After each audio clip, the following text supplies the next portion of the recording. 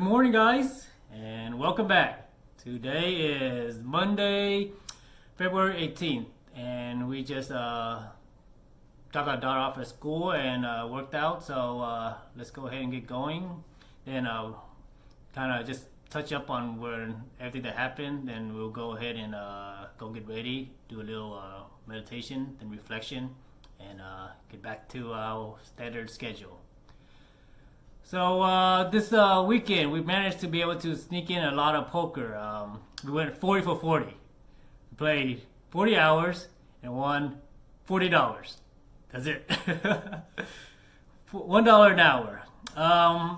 Things just didn't, like every session we started off well. We won up to 2 buy-ins, and the next thing you know we just ran into a lot of coolers and stuff here and there, and just didn't go well. And then the last session of the week kind of ended badly. So let's go back and look at everything. So far for the year, we have played a little bit under 300 hours, and we are up a little bit under $8,000. Our session win rate, we are 14 wins and 17 losses, giving us a 45% win rate. And we are a little bit over $27 per hour. Way off our normal hourly rate, but it's a long season. So nothing to worry about yet. Not yet. So let's go into some hand histories. There's a lot of hand histories, but really there wasn't anything tough or interesting. But I did have one interesting hand, and then I'll end it with an entertaining hand, you could say. So let's go with the interesting hand first. The effective stack is $500, and I had $1,500. So I'm under the gun 2, and I look down and I have pocket 5. So I raise to 20, and then we have 2 regulars in middle position 2 and hijack. So I play with them every week in and week out, so there's nothing new between us. So the first regular, we'll call him Defender, because he's been defending a lot of my steals and raises today. And the other one is he's in the fishing business, so we'll call him Fisherman. So Defender and Fisherman calls. And with a $65 flop, we see King 7 deuce with 2 hearts. So it's my turn first to act. I bet 30, and both Defender and Fisherman calls. So then, this is a very dry board, right? There's not that many in terms of draws besides the flush draw. So most of their calling ranges here is mostly made hands and floats.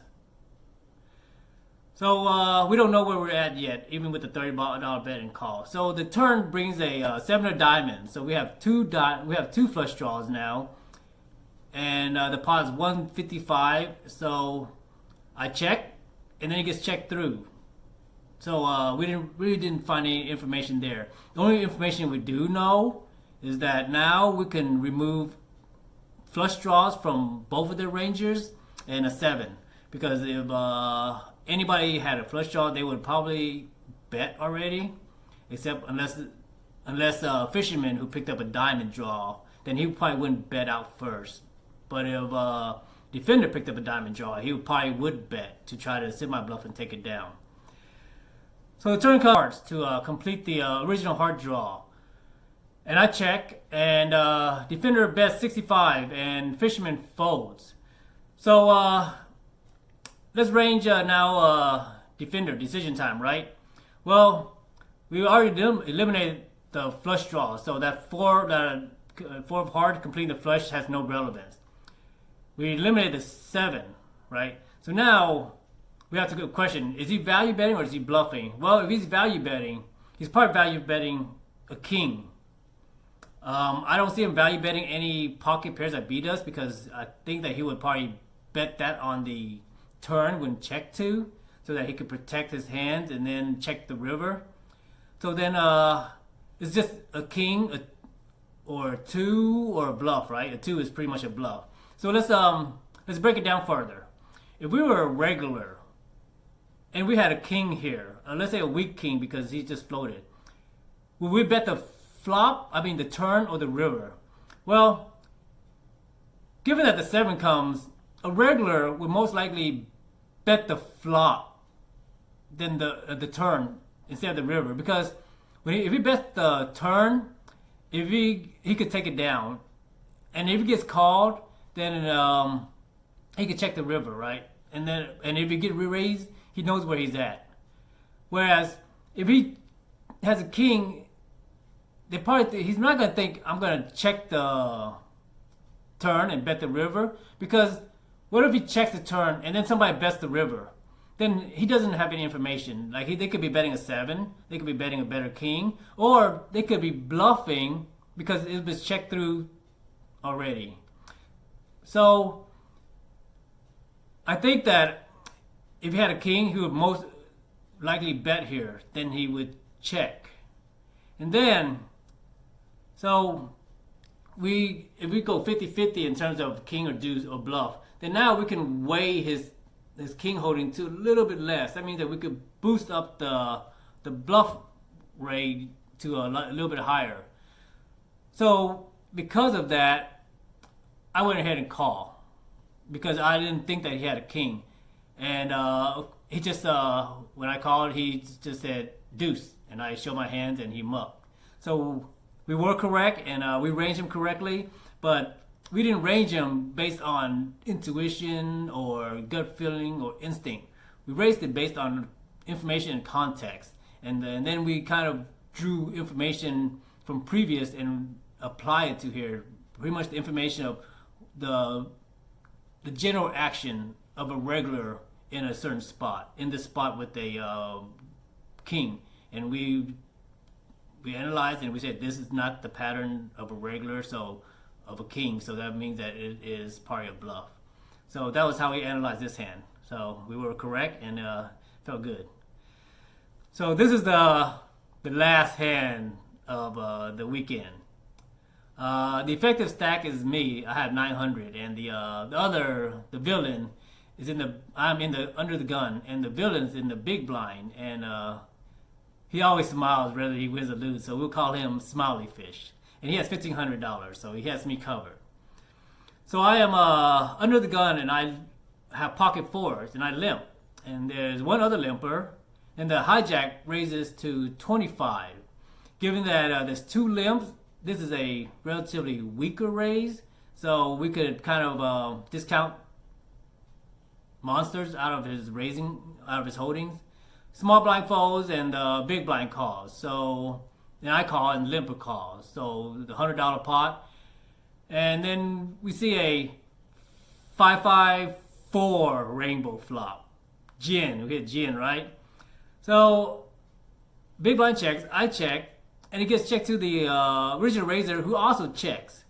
Like, this is weird because this is a flop that you should probably c-bet 100%.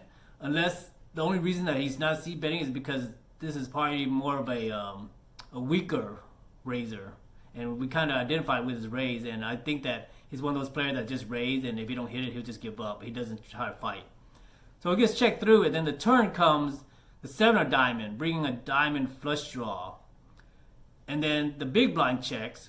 So at this point, we're thinking there's no value.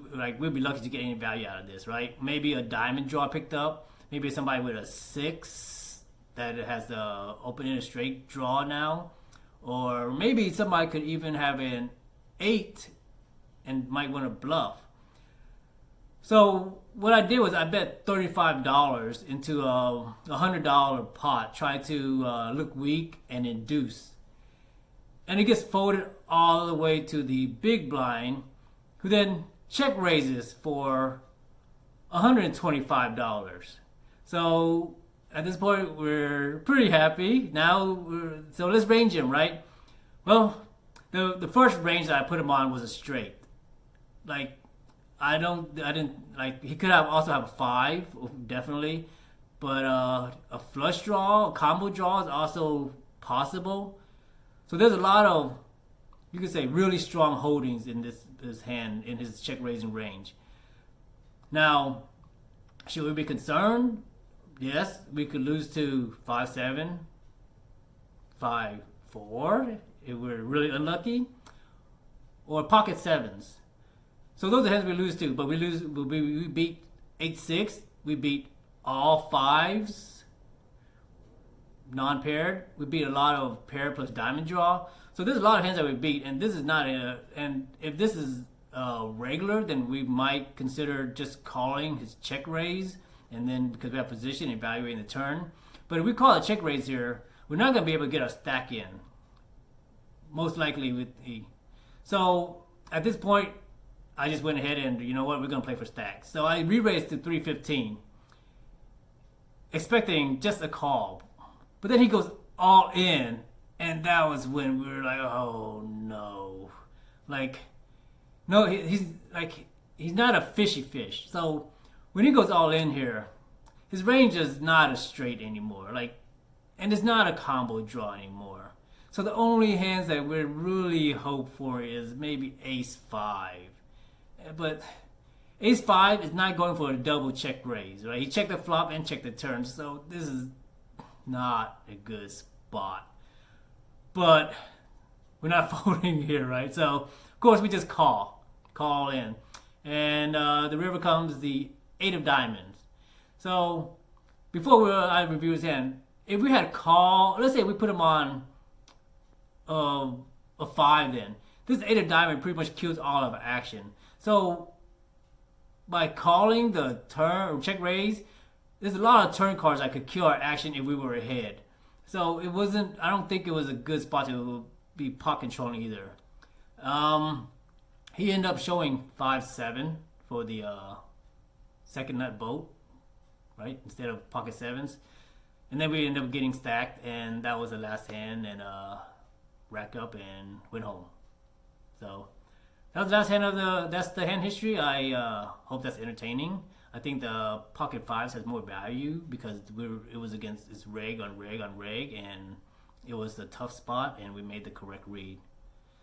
But that's it. Let's get this week. We were off to a late start, but let's see how we do, and time to meditate, and see you in a little bit.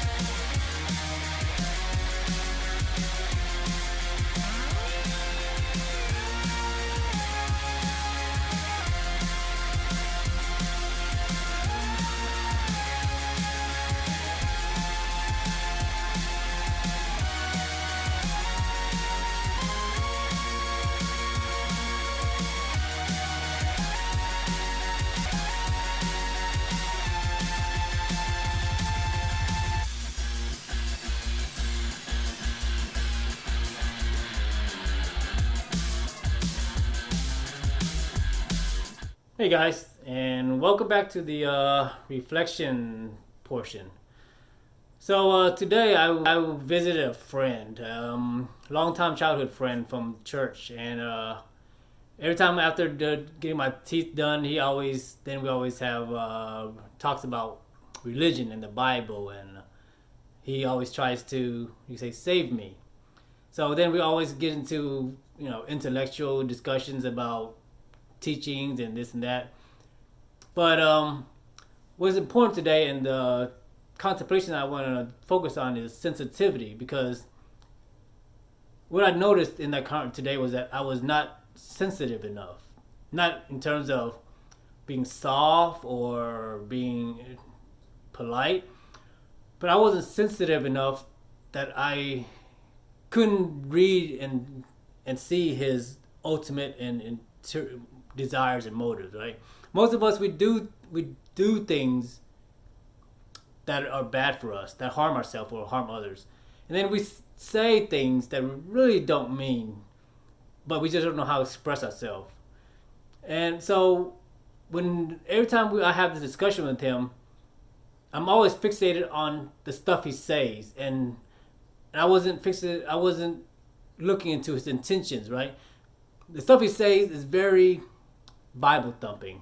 So it's hard for me to hear it because it's pretty much been spit in my ears throughout my life. Nothing new, nothing insightful. But what I didn't do was that I didn't sense his intention was to just reach out and be a good friend. And because of that, we got into very energetic discussions on teachings and religions and meditation, all that. And after walking away, I realized none of that has any value to part him, and he probably didn't remember much of it because we said so many things. Had I been more sensitive to his actions and his intentions, I would probably just been more just listening and just try to accept and take in what he has to say, and then take it away from me and take it with me, and then think about it more versus trying to express myself as well and trying to show him that I know what I'm talking about. He doesn't know, because that didn't help anything at all, and it only made me feel good, or only makes us feel good when we do this, because we all innately want a way to express ourselves, and that when we're able to express ourselves, we feel better because we let go.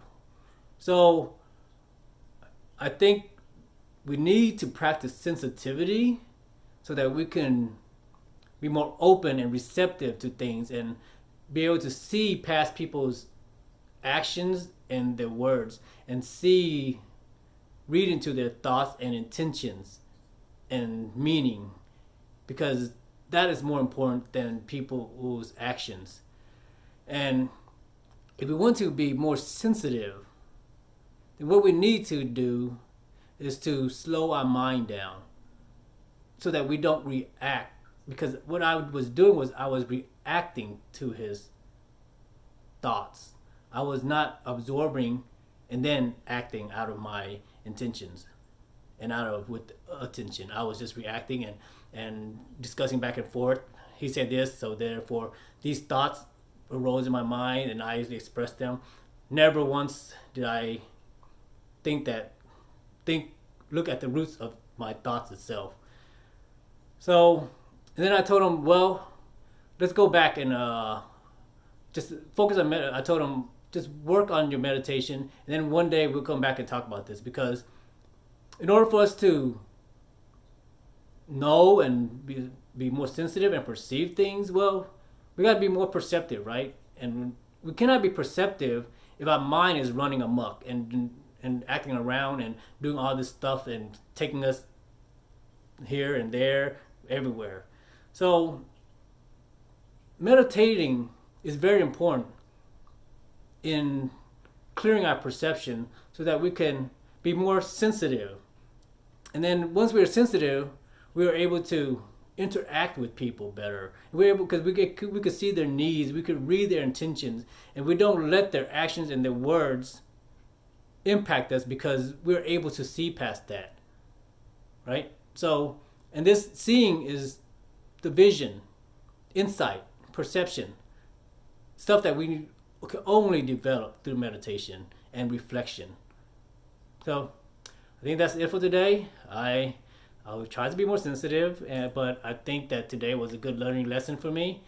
I'll take it with me, and I think my practice in order to develop the sensitivity is probably at the poker table, where I need to say nice hand more. I need to congratulate people more when they win, and it's not out of just praising. It's out of, I need to develop this habit, a habit of natural reacting, of being, saying polite and saying good things whenever I see it. Because if we do this enough, it becomes a natural reaction, so that now when somebody is a nice hand or something, we automatically say nice hand. Oh, sorry, I couldn't help it.